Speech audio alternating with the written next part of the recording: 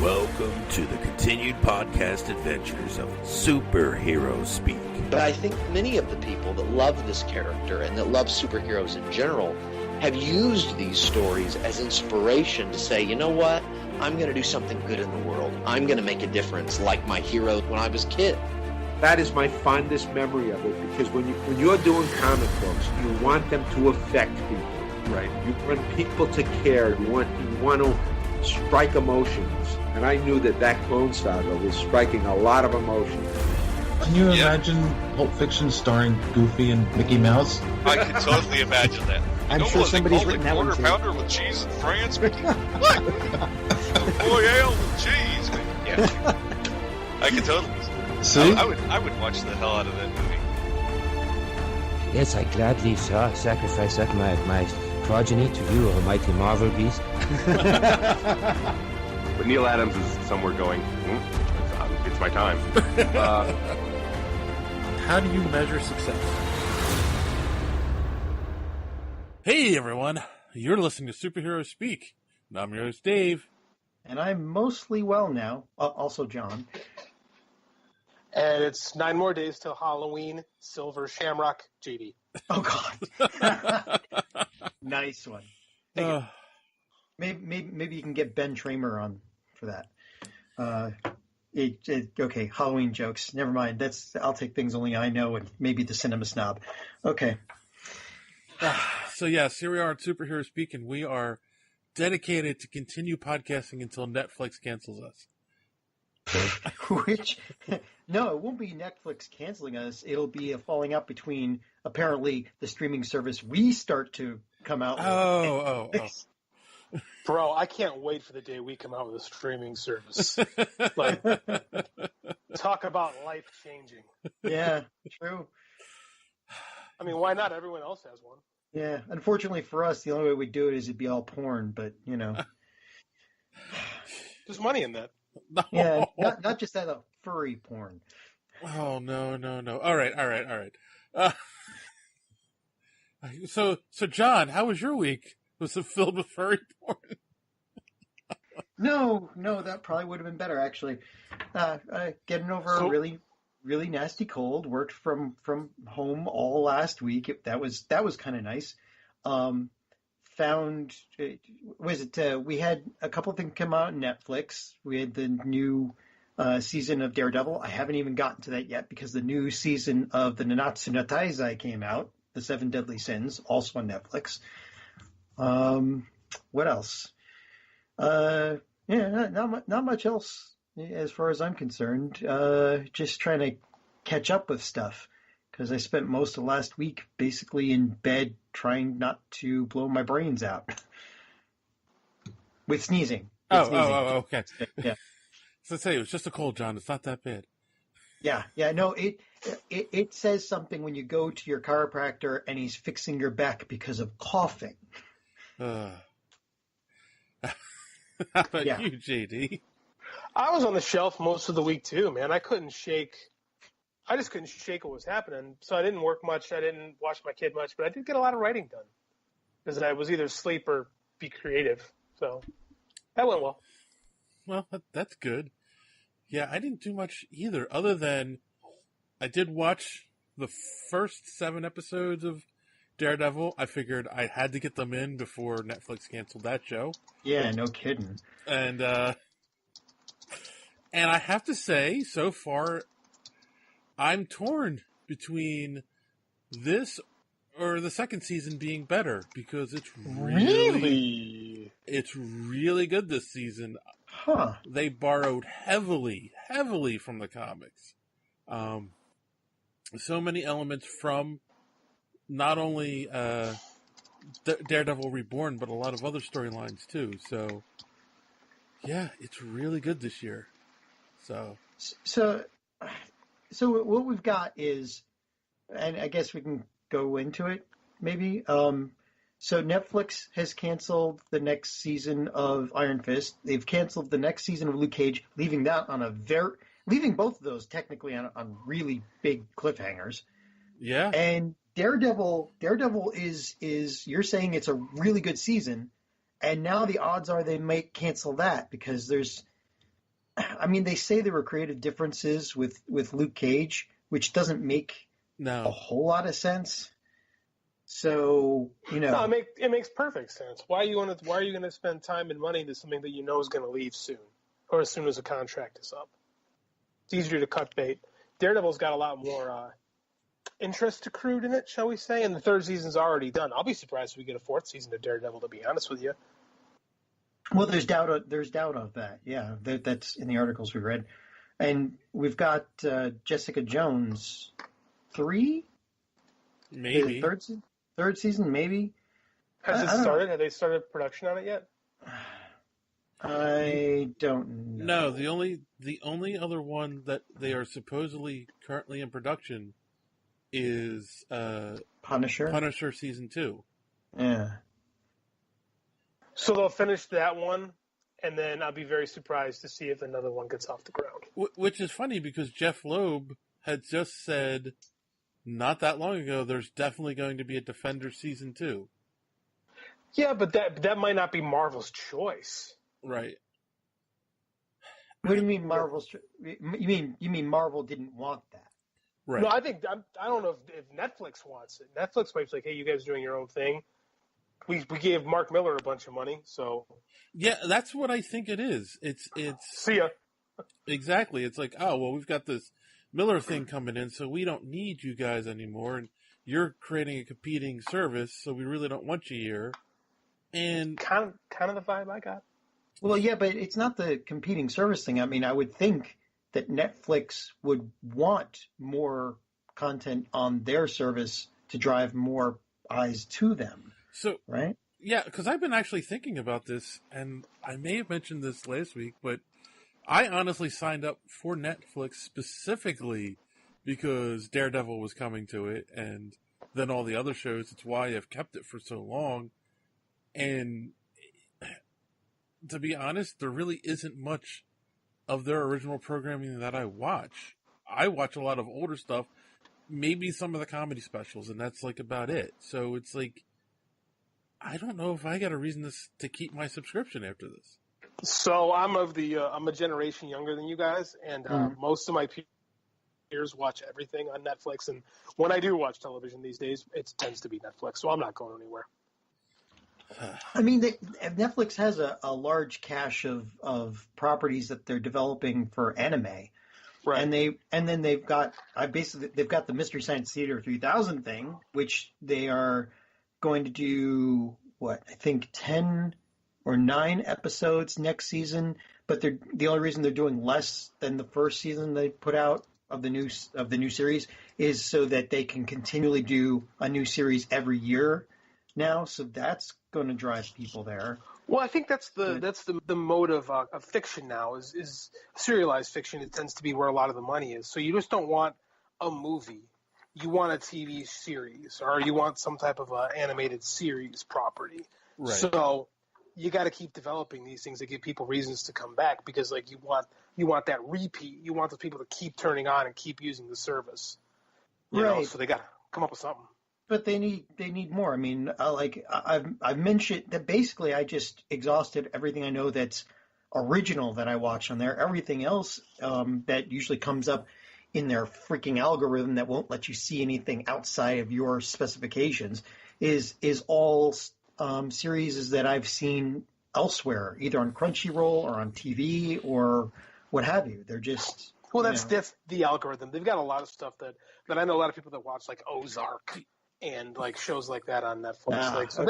They got a ton of. I mean, they're certainly not content hurting, but they also have people working in development who are going to be finding new things. Like, I'm curious to see what they do with the Miller World stuff. Not being the biggest Mark Miller fan in the world, I'm going to look at that more academically, we'll say, from a scholastic point of view, than as a fan. Okay. Right. Because it's not. That's another thing. It's not Mark Miller and the stuff he's written for Marvel and DC. It's Mark Miller, his stuff. Miller World stuff, yeah. You'll have to explain that one to me. I'm not familiar. He's got his own, I wouldn't even call it a superhero universe because they're not tangentially connected to anything, but he's got his own stuff, like his creator-owned work, like Kick-Ass. or like Jupiter's Legacy or Wanted. Those are the Miller World, like his own imprint. Gotcha. Which I believe used to be connected to Marvel, like their Icon brand. But I think he's doing it all on his own now. Yeah. So. Yeah, I don't know. We'll see. I'm telling you, the last thing that I binged on Netflix while I was waiting for Daredevil season 3 were old episodes of Cheers. I've also done that. So greatest sitcom ever made. Yeah, pretty much. All right. So before we continue on with the news, let's get into a little social media madness. The first one. First article. The first thing being, we talked about the Pennyworth prequel of Gotham last week. Oh God! And on Twitter, Rob Foster had said, "A satire might be watchable. All the heroes crossing in and out of Wayne Manor." See, I don't even find that to be satire. That's exactly what they're going to do, and I'm just so freaking over prequels in general. That is my nightmare. Yeah, I'm done with them too. It's like, again, it comes down to they're not taking any risks. They're not looking for anything new. They're just, hey, this made money. Let's try to milk it for everything it's worth. Right. Well, that's because any original property is being done on one of the streaming services where they can be really exploited. Like network TV is not the place to go with an idea. Right. True. That would be HBO or something. Yeah, or Netflix or Hulu or like I said, there's a million of them now. Like or Amazon. I'm sure it's going to be doing. Amazon. Or Amazon. You're right. Prime's doing a lot of really cool stuff. They're getting ramped up. Mm-hmm. We actually got some feedback on Facebook, which you don't normally get. We have Facebook feedback. Did you wear a raincoat when you read it? Because it gets bad.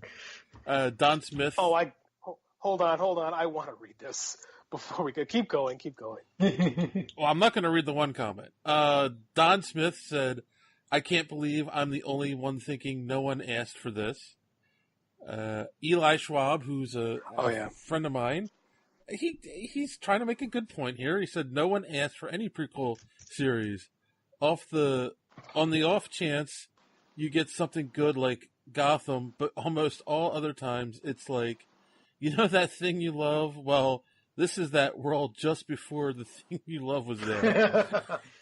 Which was technically what we thought Gotham was. So this is like the thing before the thing before the thing you love. So, I mean, yeah, it's funny. He's trying to make a point, and he's using Gotham as an example of something good. So Eli... Everyone's entitled to their own opinion, wrong as it may be. And Andy Swenson, a former coworker of both John and I, said, "Wow, new logo."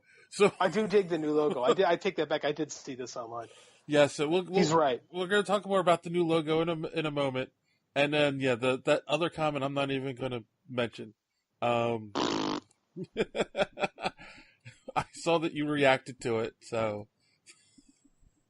I did. I forgot all about that. Yeah. Shut that out immediately. Yeah. Nice. Okay, so on Matt Bomber playing Mr. Negative, Wait, comment. what'd you say? What? You said my name? What? You're Matt Bomber? No, Mr. Negative. Oh, Mr. Negative. My comment online was, we all know he really should be playing Soups. And Marnie Cowhill on Twitter said, "I believe Matt Bomber is Superman in real life." So, I agree. He might be. If you put glasses on him, there you go. He's a superhero. I'm telling you. It's the reverse Superman. Very few people look for that. So this is something that I really, really appreciate. Mark Ellis, Regans from So Wizard. He's been on the show before. He was on our episode where we reviewed, what was that movie? Black Panther, I think it was called? Something like that. Yes. Yeah. So they had a Wear Pink Day because of Breast Cancer Awareness Month. And he actually bought our Not All Heroes Wear Capes t-shirt in pink and wore it to work.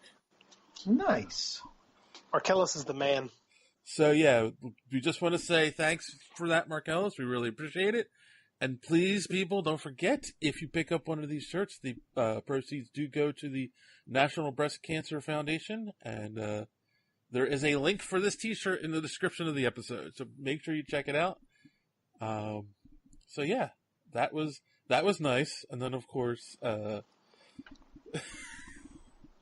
This was not nice. Joey from Slow Wizard. I'm not really sure if he was trying to be funny, but you know how... Okay, so FF on Twitter is Follow Friday, and it's still kind of done between podcasts, at least, on Twitter. And when I do it, you know, the people usually just do like a nice little fun thank you or something, or funny little... Or just say thank you, and maybe sometimes a GIF. I'm not sure what this one means. It's Starfire from Teen Titans Go, and it's her butt shaking. So, Joey, are you mooning us with Starfire? So that was cute and all. What's below it is Fans on Patrol responds with that creepy Nicholson smiling gif that I don't know how to read that whole interaction, man. That is weird. And that's when you quit the internet. No, the guys at Fans on Patrol are cool. That was just fun. Well, looks like Jack digging on like Teen Starfire's butt. Which would any of us put that past Jack Nicholson, really? Yeah, exactly. I was going to say, that is realistic.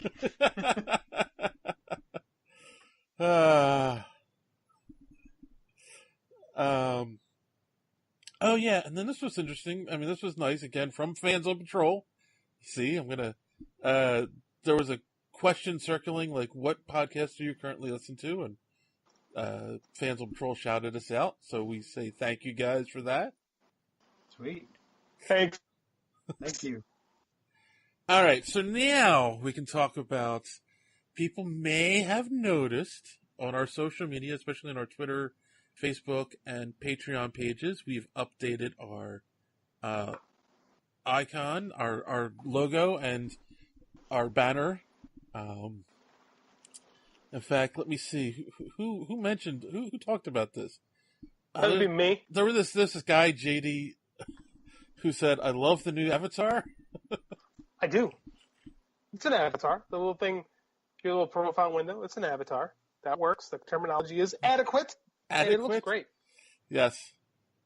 Sean Coleman on Twitter said I like the refresh, sharp.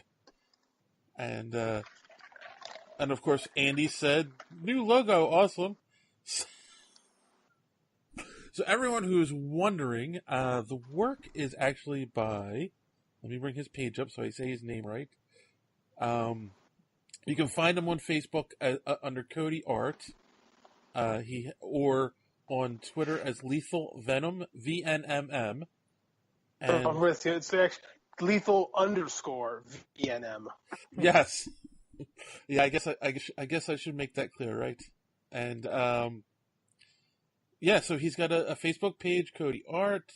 He has not Teespring. What's his store? TeePublic store with t-shirts with his own designs on them. And so you guys should check it out. Links to all of his stuff is in the description of the episode on the website. So yeah, check it out. So the story behind it, I forgot. I just was saying that he did this. And Dakota Hess is his actual name.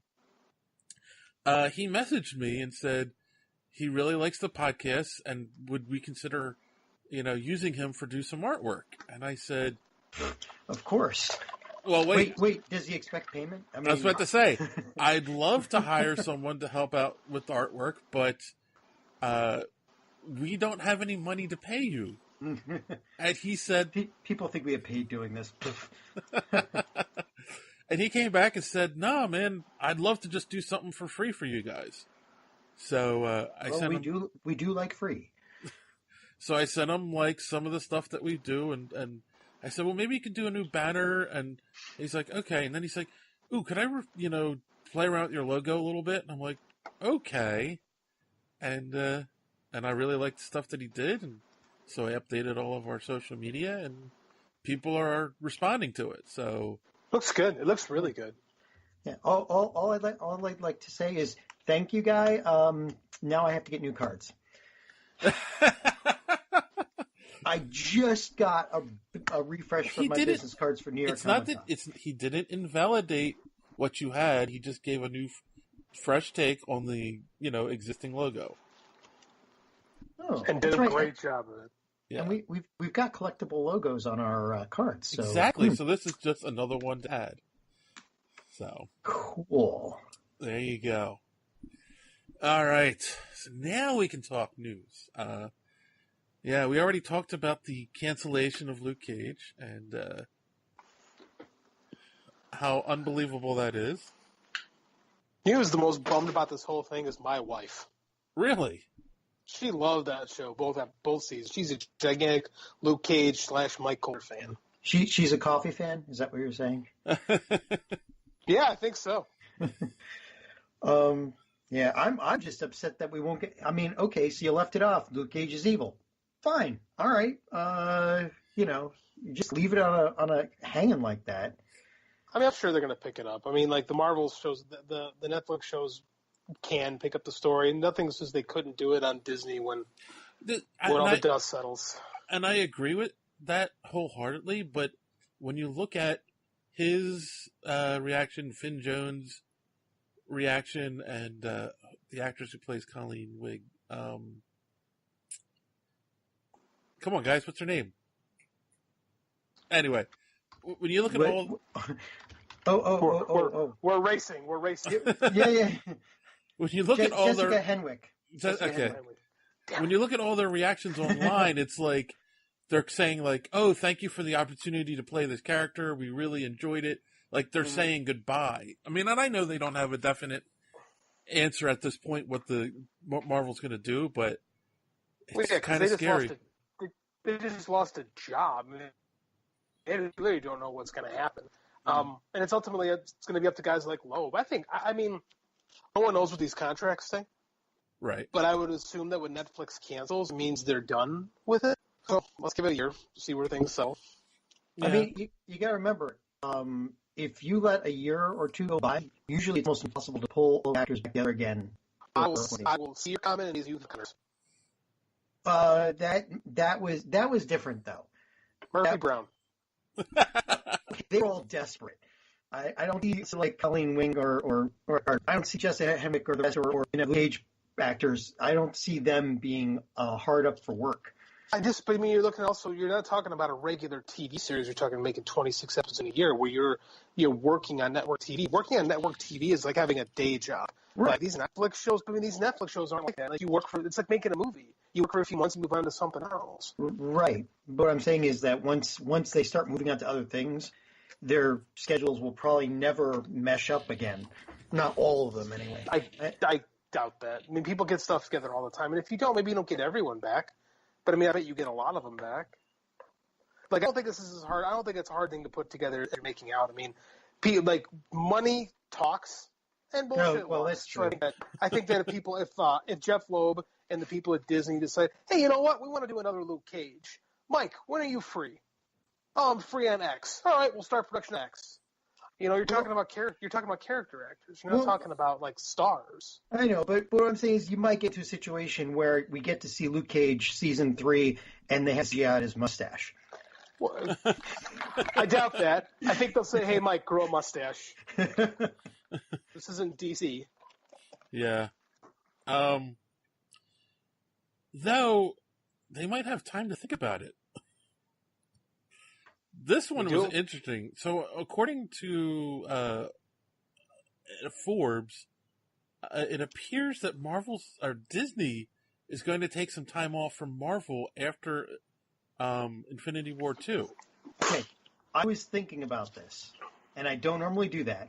So here's the thing: in 2019, right? They're they're coming out with, this is Disney with or without Fox, they're coming out with Captain Marvel, Dumbo, Avengers 4, Aladdin, Toy Story 4, The Lion King live action, Aladdin is live action, Frozen 2, and Star Wars 9. Now, the reason why they're taking a year off is because once you make that much money, you just want to roll around in it for a while. I thought you were going to have an actual point. That is the point. They're going to make beds out of, they just nothing but $1,000 bills and just going to roll in it for just chill for like a whole year in all their money. Because look at that lineup. That lineup's insane. It is.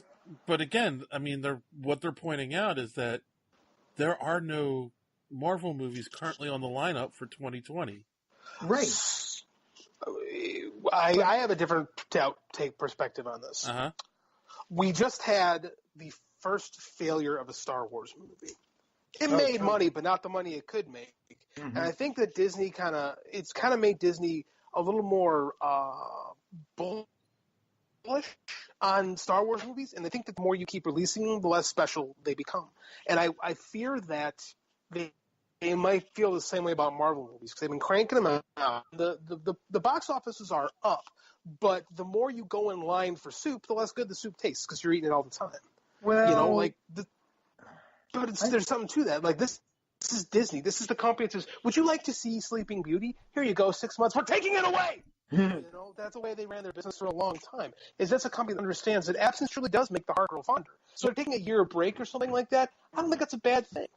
But it's a little bit between Marvel and Star Wars, right? Because the Star Wars stuff, it's not really like they'll have a trilogy. Each one of their storylines is a trilogy long. The reason why the Marvel stuff isn't getting old is because you're watching almost one continuous story. But you're not. You are and you aren't, but every one of those Marvel movies has their own flavor. Like Ant-Man is a much different film than The Winter Soldier. Right? Like they're different. They're all the same movies, yeah. And that's the beauty of the superhero genre. The superhero genre can touch any other genre, and as long as there's a dude in a mask, it still falls under the superhero umbrella. The superhero character is the most flexible archetype in all of fiction. Because it can be like a genreless samurai wandering around doing whatever you need it to do. That being said, and they tried to do it with Star Wars too, make it all things and do a lot more different stuff with it, with like Rogue One and Solo. Didn't work. I do wonder if that's made them reconsider their ideas about just pumping stuff out constantly, and they're not going to take a more of a bullish outlook on this kind of stuff. Because you don't want to strangle the golden goose, especially a goose you paid a couple $2 billion for.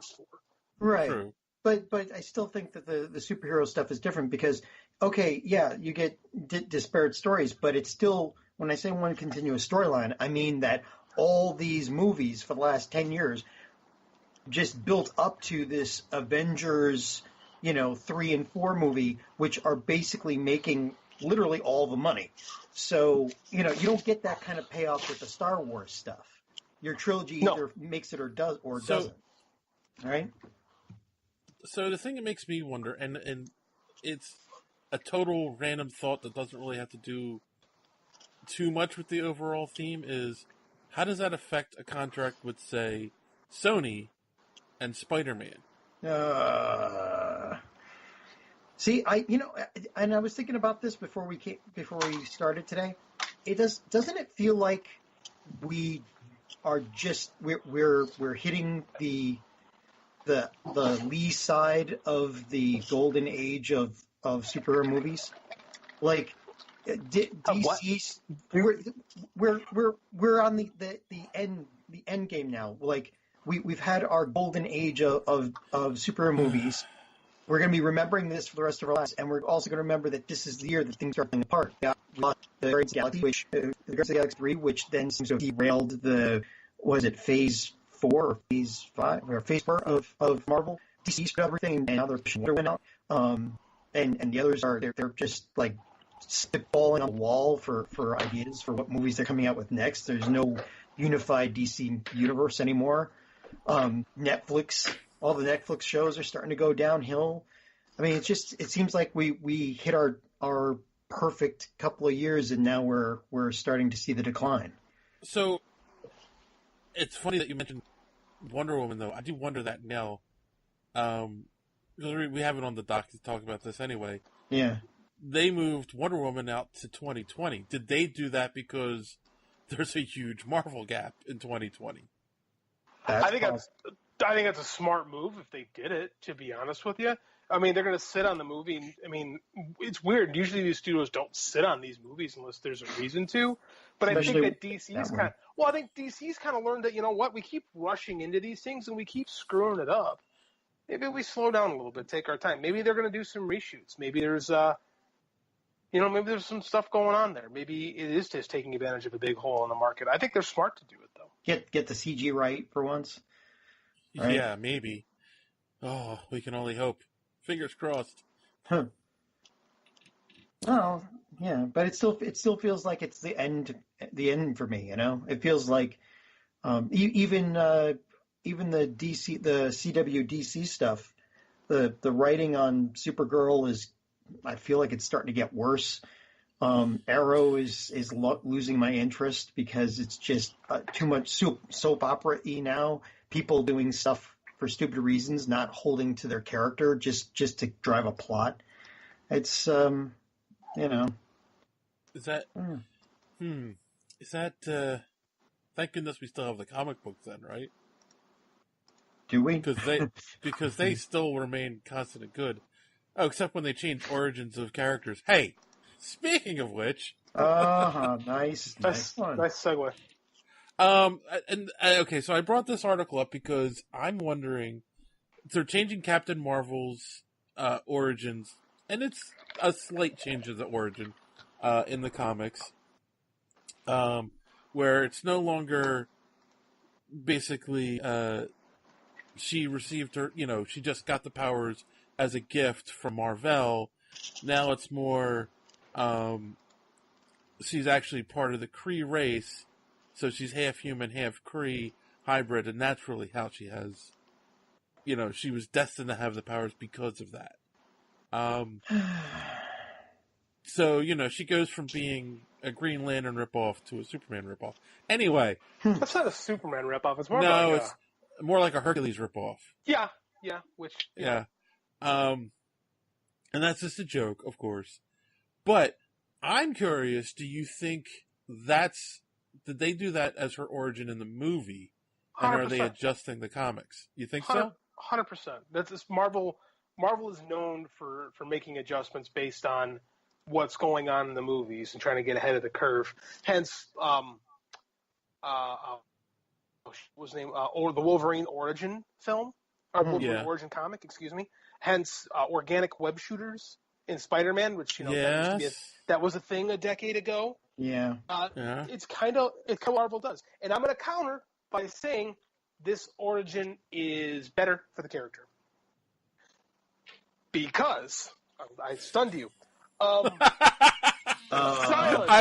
was trying to think, how could it be better? But okay. Because remember that little online skirmish I had with some rando a few weeks back, where he was the hashtag blonde and the bland thing, where he was calling Captain Marvel a derivative character, which, to be quite frank, she is. I mean, any female superhero created pre-90s, we should say, was derived from a male superhero. Like, that's an accurate statement. I get it. Okay. Like in the superhero, in our normal Marvel 616 continuity, she can't be Captain Marvel unless Captain Marvel gives her her powers. So she can't be a superhero until a man allows her to be a superhero. Now, despite whatever your opinions are on that, if you're trying to make this into, let's be real, an icon for little girls, the message that you can't be a superhero until this powerful man decides you can be a superhero is not a good one. Is your wife standing behind you while you make this? No, I'm in the basement. Oh, okay.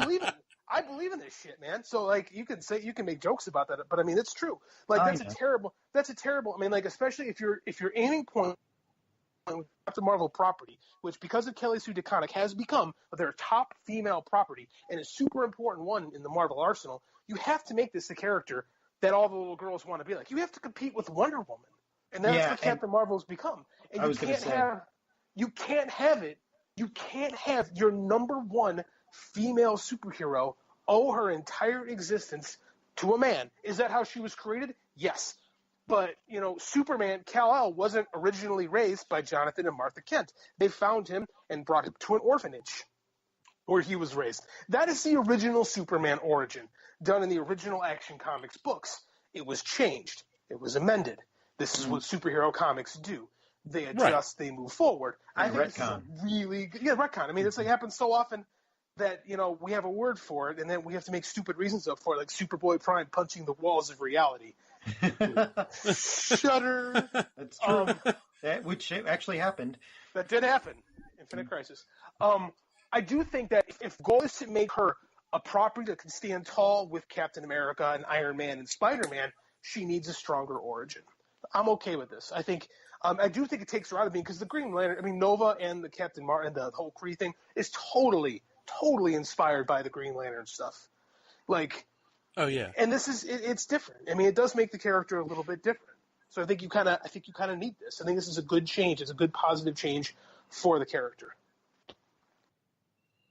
Okay. I'm done. You can put your soapbox back now. No, that's why you had me on the show. I totally agree with that viewpoint, and I totally agree also with the concept that, origins change all the time. They're slightly tweaked here and there to make them better in some way. And, there's nothing wrong with this tweak, it's funny because they're calling it a dramatic new origin, and it's like... Well, that's selling, but that's just marketing. Yeah. Yeah, it's not a dramatic new origin. It's a tweak that makes it where it's like, no, she had these powers, and that's that. She didn't have to be given them by a man or an alien or whatever. She didn't need to find a green ring that was flying around. Oh, wait, sorry. Remember when John Byrne tried to revamp the Spider-Man origin, and Spider-Man was bitten by a spider during an explosion that also created Hawk? Sometimes it works, sometimes it doesn't.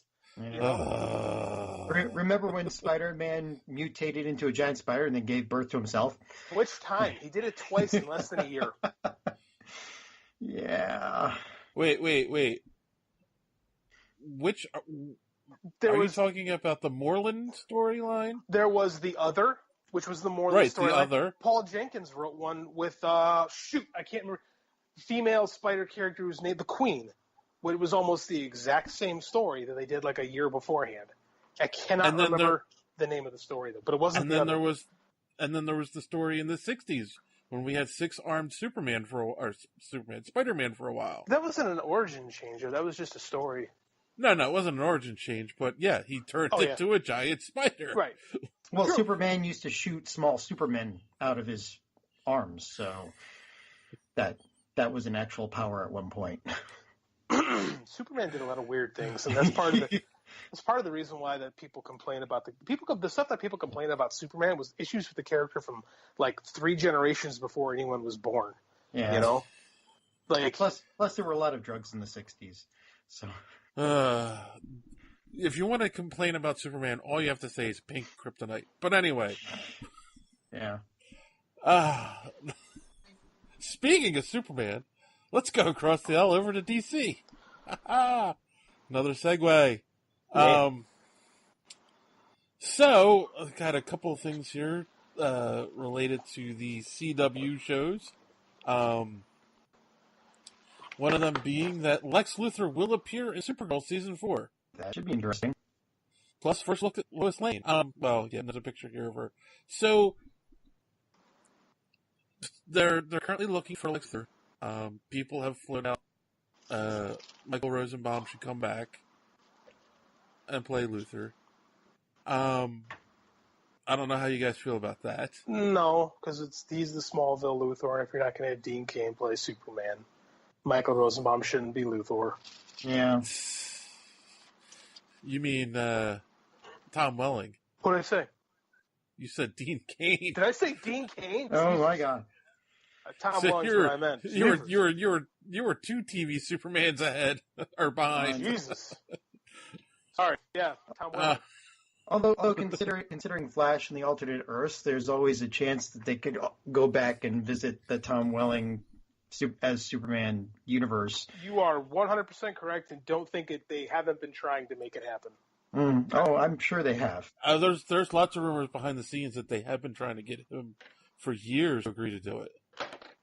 I think we all want to see that. I don't know if Tom Welling wants to do that. I wonder what he's doing these days, to be honest. Well, he just finished off his stint on Lucifer as playing Kane, and he did a really good job. He was very menacing and he was pretty good. Good show. I've never watched Lucifer. Yeah, and he still freaking looks like Superman though. Like he would make the perfect Superman. He kind of did. Yeah. He looked the part. I mean, he just everything. The square jaw, just his build. He was Superman. I mean, like we can't say it like a surprise. Like he was Superman for a decade. Right, but the only thing is we never got to see him in the actual costume. We did see him in the actual costume at the very end. We saw the costume. We never got to see him in it. Actually in it. Are you right, sure? Yes. No, they played it really canny. But yeah, listen, Dave, go ahead and tell him. Yeah, go back and watch it again. The closest we get is the shot at the end where he rips the shirt open and he's got the Superman shirt underneath. But if you see interviews with him, like that was the Superman Returns exactly suit. The Brandon and it Routh didn't suit. really fit him. So they made it work to make it look like he was wearing it, but he couldn't really get into it. It's so weird they did that. Like they couldn't afford to give him a Superman costume. Like. They could have, but they didn't want to. It was a rights issue with DC because Superman Returns was coming out. No, it was after Superman Returns. Like a good 5 years after Superman Returns. Was it? No, it was. I remember it being a rights issue. Maybe it wasn't Superman Returns. It was something else. But there was some issue. Maybe it was the pre-production of Man of Steel. Maybe. Superman Returns comes out in 2006, and Smallville ends in 2011. Okay, so, but if I remember correctly, it was a rights issue where they were not, the TV show was not allowed to show him in the costume because of DC, because of something they were doing on the side. So, the whole other reason that I brought this up, there's actually a rumor that they're doing this to backdoor, as they've been known to do in the Super CW, backdoor a pilot of Superman. Why not? At this point, I mean, the movie's failed. Why not a TV show? True. But do you do a Superman show in a universe where you already have Supergirl? Well, why not? Why not? Well, Supergirl's in a different universe than the Flash and Green Arrow, so why can't you just have a Superman from a different universe? Like, the show plays with that multiverse thing, so you can have a Superman in a superhero universe that doesn't have anyone other than Superman. Yeah, I mean, and then you do put him in the once-a-year crossover. But it doesn't seem to stop Supergirl from and this is where it goes downhill. It's like the Supergirl, they have these world-ending series finales, and Superman's never around to be seen. Because it's not his show. Like, she's got to be the hero. Well, I know, but that's the problem. If the writing was better, there would be a better reason than, oh, here he comes. Oh, he walked into the mind control ray. This is the issue with these kind of things, is that when you're doing the Supergirl show, you can't have someone else be the hero. Right, I know. In her show, she's got to be the hero. Right, but like I said, the writing has gone downhill, and they haven't been able to cover for that, Fair enough. I'm laughing because they literally did that on Supergirl. Yes, yeah. It's like, here he comes. Oh, he stumbled into the mind control ray. There he goes. Oh, well. I guess Supergirl will have to save it now. Why don't you go snap the neck of a power line while you're at it? Speaking of the CW crossover shows that happen once a year, and this year they're doing Elseworlds, which I think it's ridiculous because they're showing Stephen Amell in the Flash costume and all the behind-the-scenes pictures, and Grant Gustin in the Green Arrow. Like, really? We're going to do one where they reverse their roles? Right. But, JD, I had tears when I saw this, man. You have to call up your friend, John Wesley Shipp, and ask him, did he get fit into his old costume like that? John, I haven't seen John in a few years, but Okay. the man is in great shape, so it would not surprise me if that's his old costume. I mean, like, quite frankly, I don't think it's his old costumes. He told me they broke so many of those things when he said they would go through like 2 an episode, which is one reason the show costs so much money.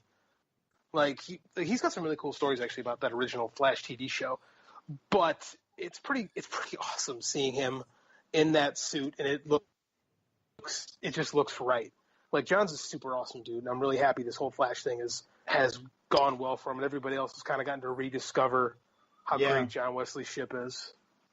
So if you're listening, Mr. Shipp, JD would love for you to come on and tell some of your stories, because he misses talking to you. I'll send him a DM. We'll see what he says.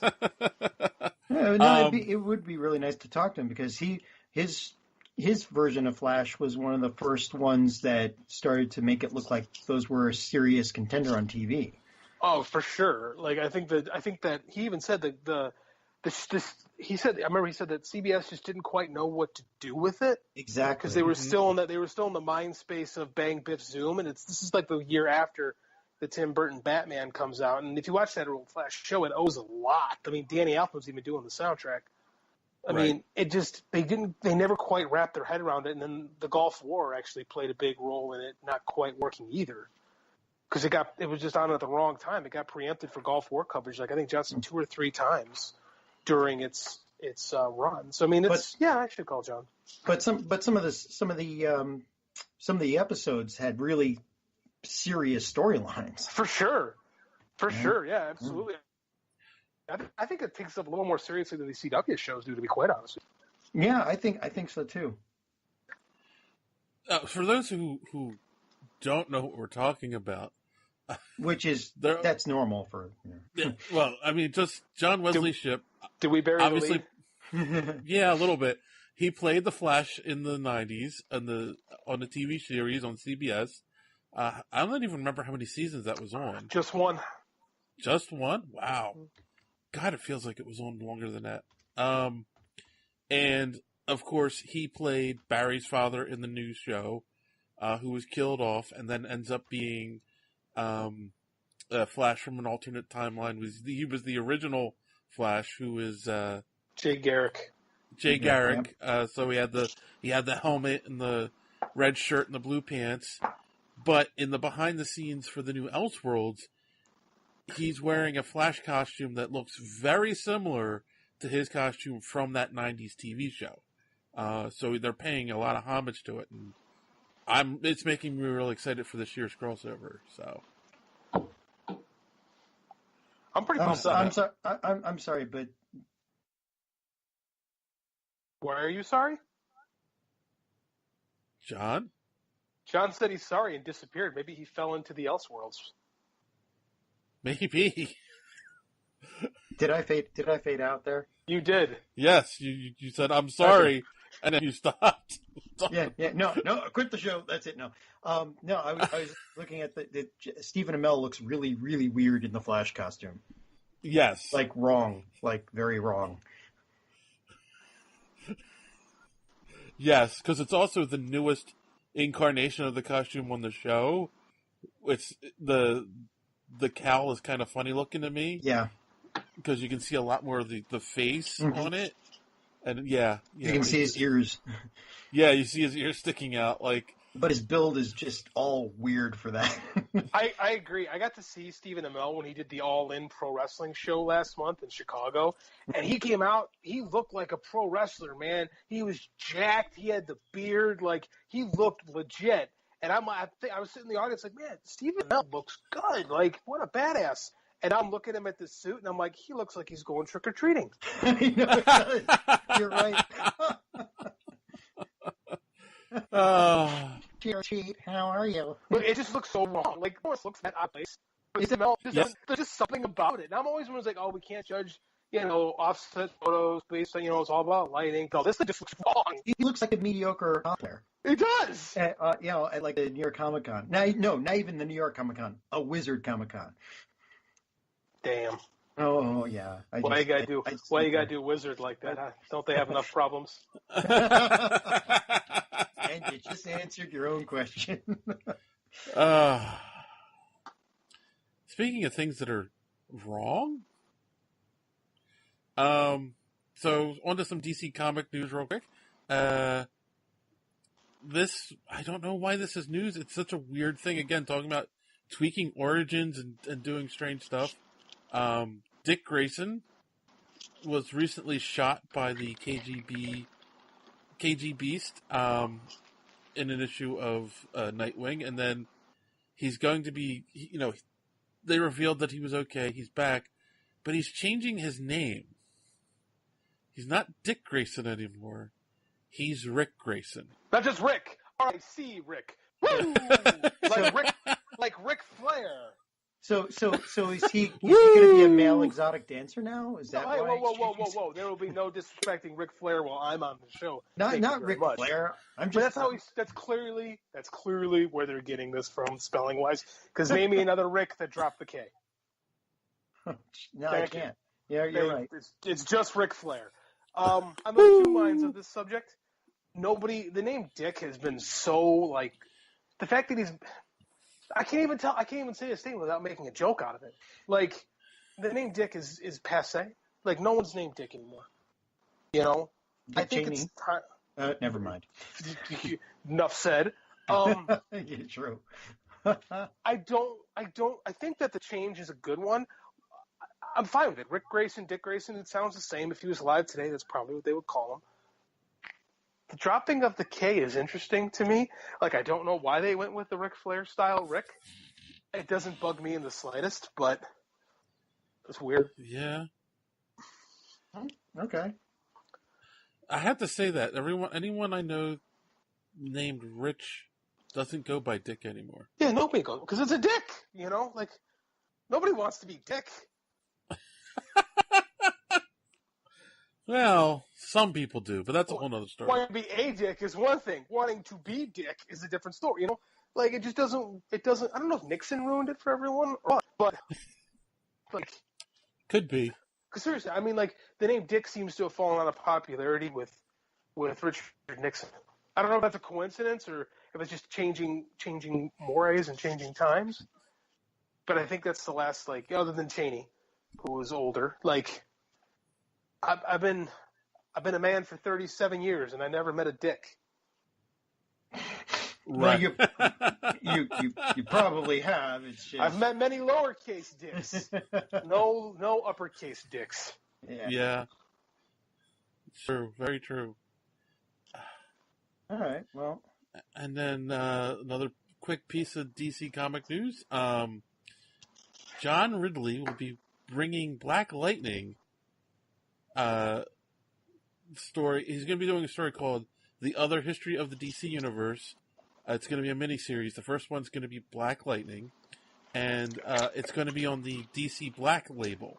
So it's going to be for mature readers, people who are not familiar with Ridley. He is the Academy Award-winning screenplay writer for 12 Years a Slave. So it should be interesting. Well, he's keeping the vibe, that's for sure. I mean, he'll be able to do wonderful things with it. I agree. I'm very interested to see what he's going to do. I think he's going to bring a unique voice to comics, and Black Lightning is a character that, it's totally a blaxploitation character.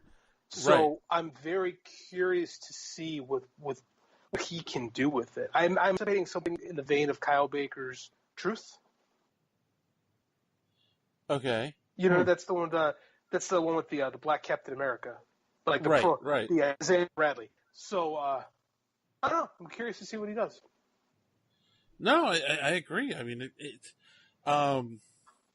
you look at the CW show. They took a very serious take with Black Lightning. Yep. And they've done very well with it too.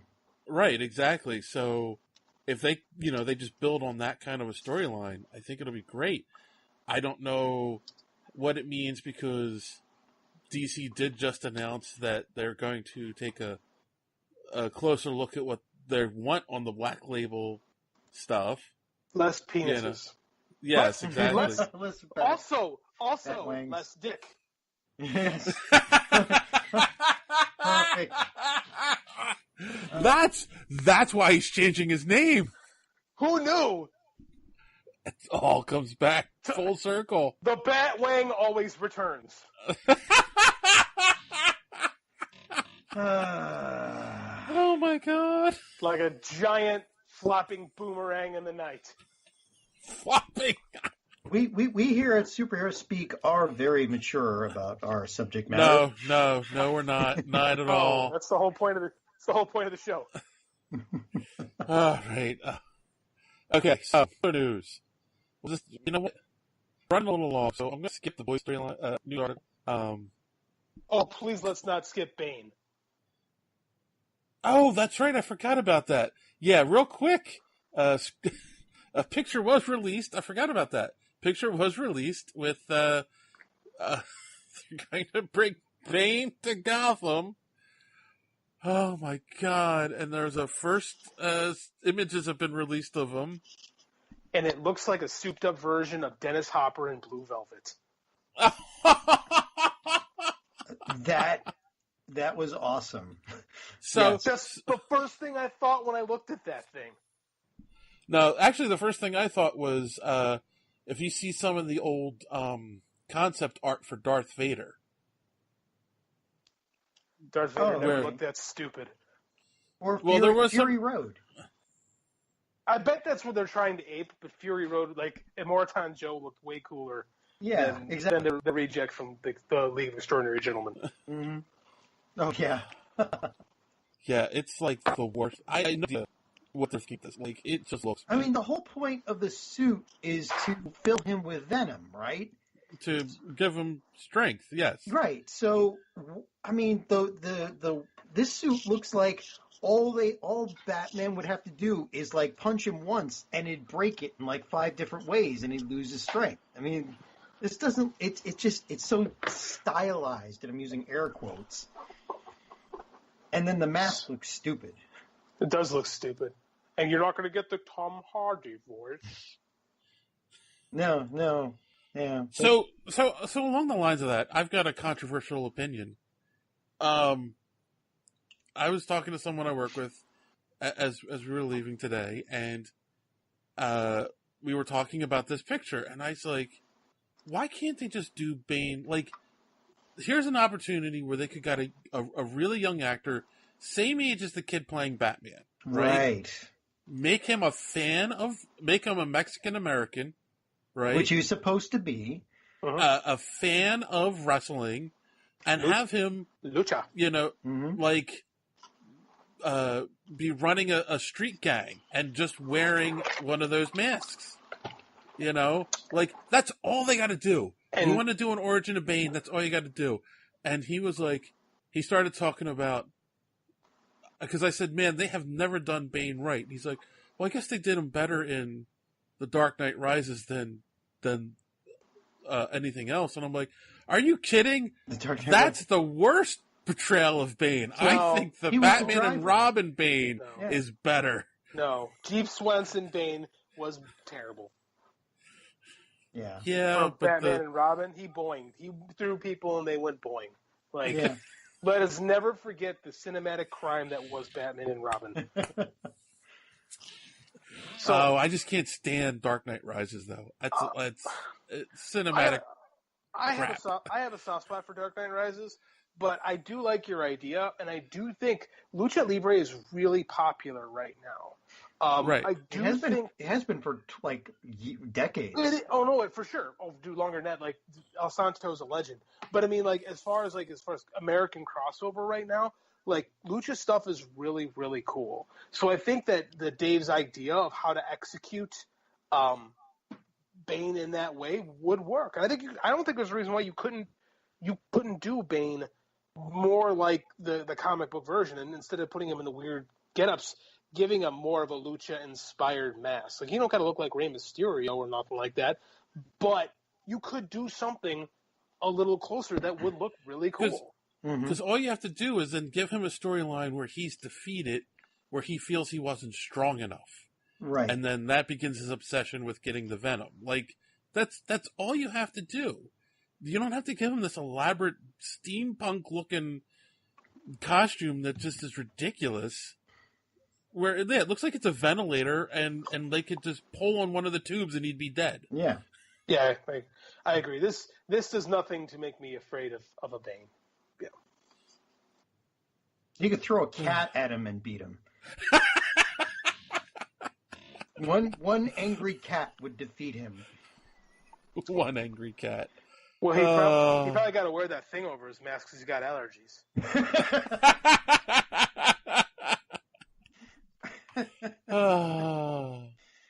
Well, thank God it's the final season. That's all I can say. All right. So, I am going to skip the boys article because we can talk about that later. It's not important. We are going to talk about the article that you brought this week, JD. Or the happening. How's that? Happening. We don't cover. We're not covering M. Night Shyamalan. We did that joke last week. I know. No, I think it had something to do with Bleeding Cool. Yeah. Go ahead. Yeah, how about you set it up, JD, since you're the one who... Sure. So Bleeding Cool's editor-in-chief did an interview with Vox Day. For those who don't know Vox Day, he is a piece of garbage that he's the worst elements of... Like, you take the alt-right and you boil it down to the worst possible stereotype of what you could come up with, and that's Vox Day. He's not a good... Even the comic skaters are like, whoa, this guy's too much for us. You know? Like, he's a bad person. They interviewed the guy, and it cost him his job at Bleeding Cool, and now Bleeding Cool is a new editor, and there's a lot of freak out about Bleeding Cool publishing an interview with him. And I brought it to Dave, I'm like, hey, I think we should talk about this. Because we got some guys with different political thoughts, and I have some political thoughts on this that might surprise some people too. So I just wanted to know what you guys thought about this. Like, is Bleeding Cool in the wrong for interviewing a guy who might be a legitimate Nazi? Might be. I'm playing the game at the moment. I know. Yes. I don't know. And I saw the email chain on this, Dave. You said you thought you knew what my stance would be, and that you might have a controversial point of view. I mean, now, you know, as far as I'm concerned, I mean, and you got to remember that I keep way up to date on like political shows and the news shows and all that. I watch quite a bit. So I've seen over and over and over again where they'll bring these guys on and treat them like guests to spout stuff that the presenter never refutes because they will a certain amount of time to ask a few questions, and then they'll usually end it with, well, and there are other people who have the other side of that. Goodbye. You know, they never like properly refute what these guys say, and I'm of the feeling that, I mean, we've tried bringing them on the shows and trying to use that to expose their ideas as stupid, and found that does give them an audience of a whole bunch of people that like stupid. So I don't think that interviewing these people and bringing these kinds of people, giving these people a forum is worth it, because it just, all it does is seem to make them stronger. There really is, in this day and age, no such thing as bad press. You could go on and say that the moon is made of cheese, and you will gain a Twitter following of 30,000 people that also think the same thing. And well, the moon is made of cheese. Yeah, I mean, but you know what I mean. I mean, bringing them on as a false equivalency also does not work. So I don't see a reason to bring people like this on anymore. It just, all you're doing is giving them a forum to gain more followers. All right, so I'm going to disagree with a but.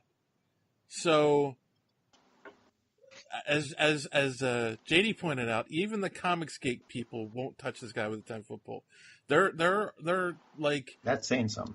There are people on the alt-right side that say this guy's extreme. Like, yes, he's bad news, right? And if Bleeding Cool hired this guy to write articles or write column every week and totally unfed it, it's like, oh my God, they gave him a platform. How dare they? Don't ever go onto Bleeding Cool again, right? I get that. But I kind of feel like that a journalist's job is to expose light on bad ideas so that, and challenge them.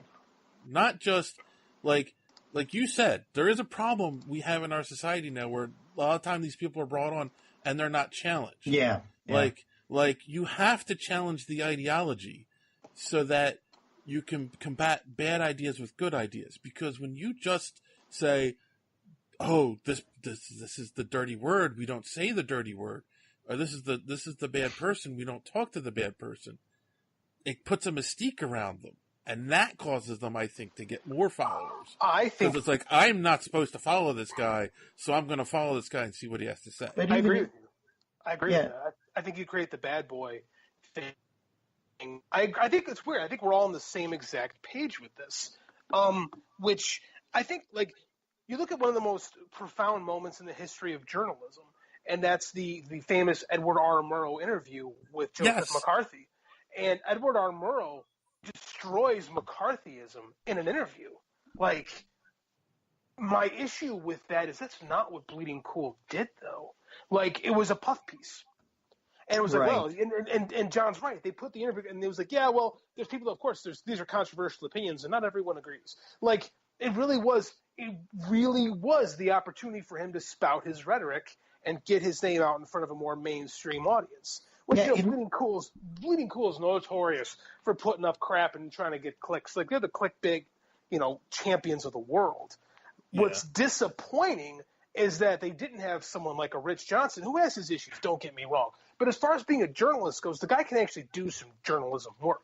And nobody sat there and challenged the guy. And that's the problem. I think that's the problem with journalism today. Is I think that not exposing people to reality is living in a false world. And that's dangerous, right?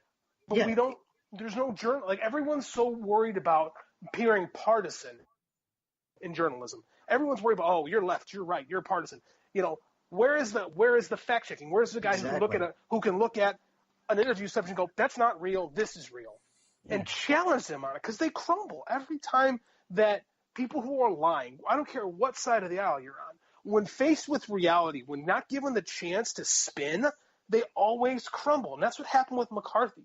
And I think that's the danger of this. Is I hate. I'm a good old bleed blue liberal, but I hate when people sit there and say we can't give these people a voice. And I say that's dangerous to live in ignorance for what evil is. Now, and I'm using box because I do believe that. I mean, the man has vile opinions.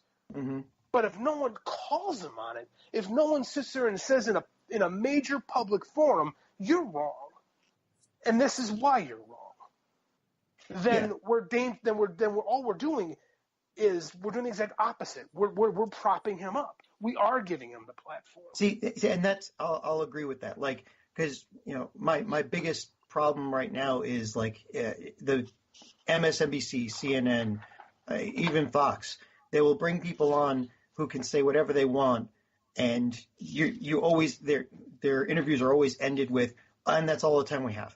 Not, hey, I'm going to take an extra 20 minutes here to tell you just how wrong you are based on these facts and these figures and reality. It's always, well, yes, so we'll just leave it at, we never landed on the moon. If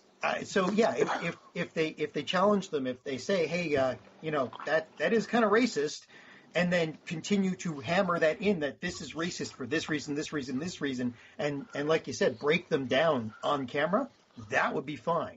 What's unfortunate is that role has gone to the pundit.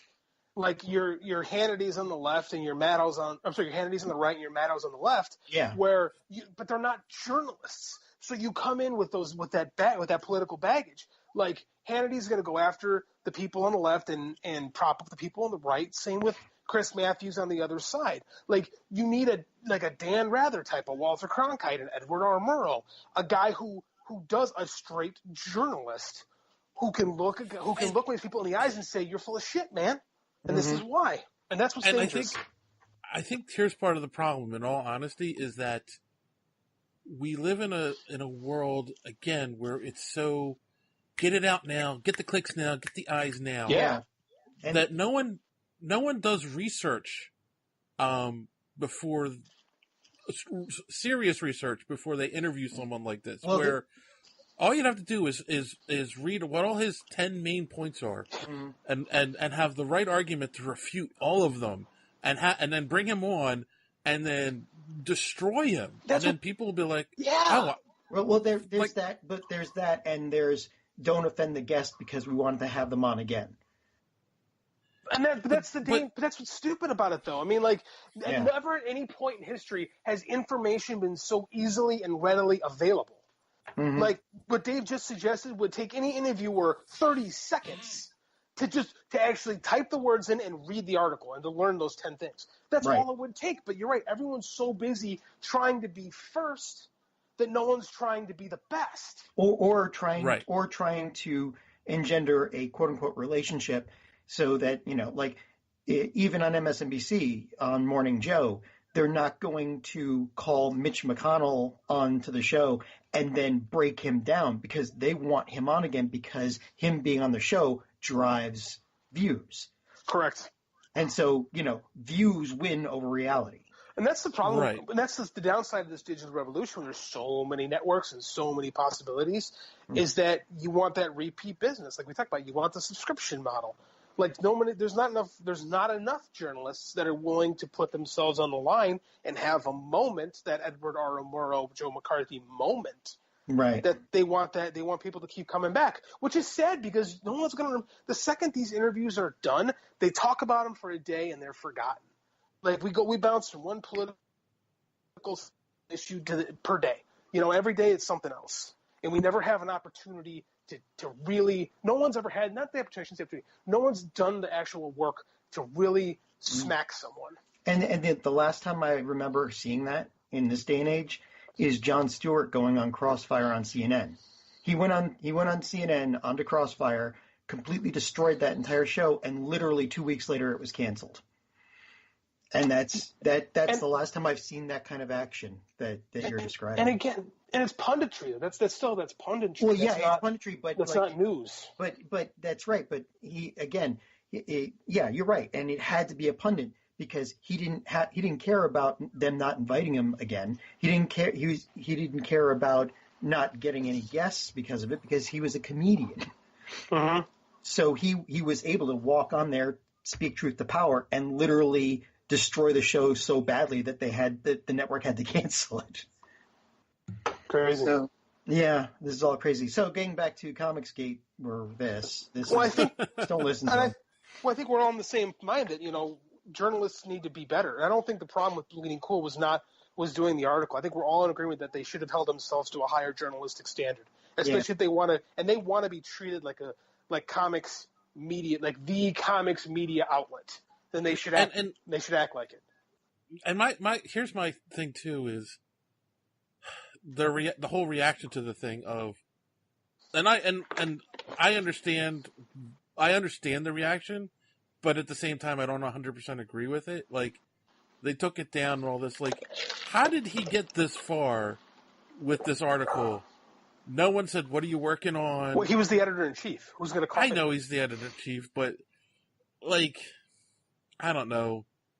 No, being editor-in-chief probably just gave him carte blanche to just go ahead and do it. I guess so. I mean, I guess he just went rogue and did it on his own. But you're the boss. When you're the boss, you get to call the shots. Yeah. This was an opportunity for him to talk with his staff and say, like, how do we present this? Here's an opportunity, right, to talk to somebody who a lot of people hate in comics. How do we make this work? And and it was obvious he didn't do that. Like, it was all slapdash. It could have been a moment. It could have been like a galvanizing moment in comics, and it wasn't. Well, you know what it probably was. It was he got a hold of that guy and said, "I want to have you on the show." And what's his face, idiot face, basically said, "Well, if I go on your show, you can't ask me about this, or this." No, well, it's not a show. It's a written article. Well, yeah, the article, whatever. To be able to interview him, he wasn't allowed to say or ask certain things. Well, yeah, and that's the truth. Is a lot of these interviews, and I've done a bunch of them. The interviews with these comics and online media outlets are done via email. Mm-hmm. So they'll email you the questions in advance, and they allow you to write out your responses very carefully and submit them back. So there is no interaction. Oh, so there's no way to do that. Right. All of our print interviews on our website are done that way. Mm-hmm. Yeah. That means so there's no and that's part of the problem too. And that does give you a chance to platform. Hell, I've platformed, when given the opportunity. I always just ask the questions I want to ask, and I say, if you don't want to answer something, just don't answer it, Mm-hmm. Which usually winds up with us getting thrown out of a place, but that's fine. At least that was just once. And I got rid of those pictures. There's no proof. All right. The things that happened before I joined this show. Oh, you wouldn't believe it. So is that good? Yeah. Did we nail that one? I think we did. I think so. So basically, the consensus is journalists do better. Yeah. Yeah. Do your jobs. We're watching you, Bleeding Cool. We're keeping our eyes on you, Bleeding Cool. All right. Wow. We ran a little long. I don't think I'm going to add the 2 interviews this week. We still have interviews, a lot of interviews from New York Comic-Con. It's a good thing we have a Patreon account, so if you really want to hear those interviews. Yeah, that's what we can do. We'll post more interviews up there on Wednesday. Yeah, Is that good? You're I'm going to do that. We have a quick little interview that we did with T. Franklin, who wrote Bingo Love, and her new book, Juke Joint, is coming out. And also, I talked to Patrick Riley, who created a comic called Electrolyte, and it's a funny little comedy comic. He's the only writer I've ever talked to that said he had a funny back guarantee. So if you don't laugh, you can get your money back. You just have to find out where he lives. Nice. So for now, we are going to post those up on our Patreon, and if you would like to hear them, go to patreon.com/superhero speak and sign up. You can get all those and plus many more interviews that are up there for just $1. Plus, there's again some digital comics, there's a digital novel up there, and some behind the scenes artwork. So check it out. Patreon.com/superhero speak. So, you guys have anything to add before we sign off for the week? Remember, we thought this was going to be a slow show. Yeah, I know. No, I thought there wasn't enough to talk about, and we can't get John to shut up. So. Wow. I am guilty of that as well. Oh, I know. So, all right. Well, if you guys have anything else to add, I am definitely going to say make sure you watch Daredevil Season 3. It's really, really good, especially if you're a fan of the Born Again storyline. I think you'll really dig their take on it. So cool. On that note, boys and girls, as always, thanks for listening, and don't let your cape get caught in the door. Have a good week.